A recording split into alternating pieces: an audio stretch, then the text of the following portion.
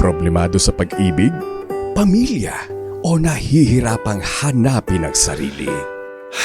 Huwag mag-atubili dahil may nakikinig sa'yo. Love Me, Kathy G.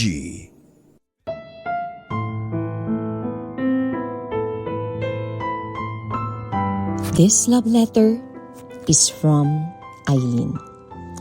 Dear Kathy G. Magandang araw sa inyo at sa lahat ng tagapakinig ng inyong programa. Ako po pala si Eileen, 40 years old at matagal na po akong sumusubaybay sa programa mo, Kathy G. Kaya naman naisipan kong ibahagi ang isa sa mga alaala na hanggang ngayon ay daladala ko pa rin. Isang alaala na masakit pero puno rin ng pagmamahal. May nag-iisa akong kapatid, si Colette. Bata pa lang kami, Kathy, sobrang dikit na namin sa isa't isa. Siya yung kakampi ko sa lahat ng kulitan, sa pagsaway ni nanay at sa mga simpleng pangarap naming magkapatid. Tuwing dumarating ang tag-init, mas lalong nagiging espesyal ang mga araw sa amin. Mahilig kaming mamasyal kasama sina nanay at tatay, lalo na sa dagat, Kathy. Doon kami pinakamasaya. Walang iniintindi, walang problema. Tawa lang, kulitan at ang tunog ng alon na parang sumasabay sa aming saya. Pero Kathy, isang tag-init ang hindi ko kailanman makakalimutan. Nagpunta kami noon sa isang dagat. Masaya ang lahat, parang normal na bakasyon lang. Nagtatawanan, nagkukulitan at tulad ng dati, sabay kaming naligo sa dagat ni Colette, Kathy. Pero sa hindi ko inaasahan, sa isang iglap, nagbago ang lahat. Biglang lumakas ang alon na hindi namin inaasahan. Sa isang sandali ng kaguluhan at takot, nakita ko na lang na inaanod na si Colette palayo, Kathy. Sinubukan naming humingi ng tulong, sumigaw, umasa, pero tila mas malakas ang dagat kaysa sa lahat ng sigaw namin.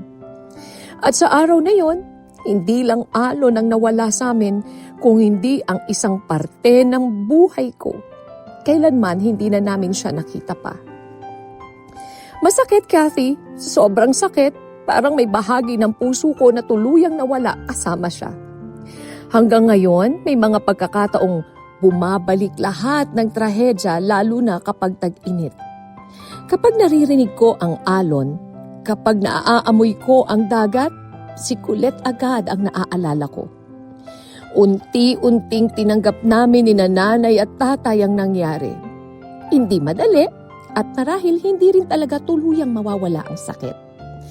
Pero tuluyang naming ipinagpatuloy ang buhay, dala ang alaala niya sa bawat araw. Sinubukan naming ipahanap ang katawan niya, Kathy, pero hindi na talaga siya natagpuan pa. Ngayon, may sarili na akong pamilya. Naaalala ko si Colette sa bunsong anak kong si Ella. Kathy, sa tuwing tinitignan ko siya, para bumabalik sa akin si Colette. Kamukhang kamukha niya minsan pa, sa simpleng ngiti lang ni Ella, parang nararamdaman ko ulit yung saya na dati naming pinagsamahan ng aking kapatid. Para bang sa kanya may parte si Colette na nagpapatuloy na nabubuhay. Kapag niyayakap ko si Ella, hindi lang anak ang yakap ko kundi alaala ng kapatid ko, Kathy. At sa bawat tawa niya, unti-unting napupunan yung lungkot na matagal ko nang kinikimkim. Napagtanto ko, Kathy, na may mga taong mawawala pero hindi sila tuluyang mawawala sa puso natin. Minsan, babalik sila sa anyong hindi natin inaasahan. Sa isang ngiti, sa isang alaala, o sa isang taong magpapaalala sa atin kung gaano sila kahalaga. Ngayon, tuwing tag-init, hindi na lang lungkot ang nararamdaman ko, Kathy. May kirot pa rin, pero may kasamang pasasalamat. Pasasalamat dahil sa buhay ko, nagkaroon ako ng kapatid na tulad ni Colette.